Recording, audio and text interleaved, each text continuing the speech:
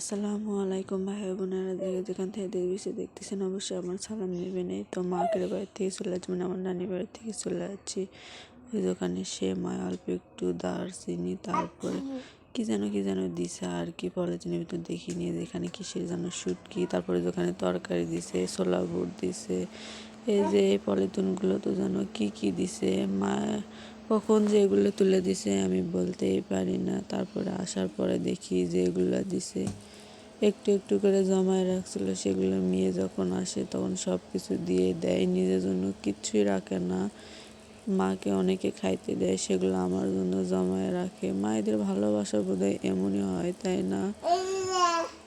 বলার মতো ভাষা নিয়ে আমার খুব খারাপ লাগে যখন আমি মাকে বাড়িতে এসে, আমার মনটা ভীষণ খারাপ লাগে। যেখানে এক ডালা আলু দিছে, আমার মেয়েদের ভয়েস হয়তো শুনতে পাবেন, ইগনোর করবেন। আসলে আমি যখন ভয় যে আমার মেয়েরাও আমার সাথে থাকে আর কি।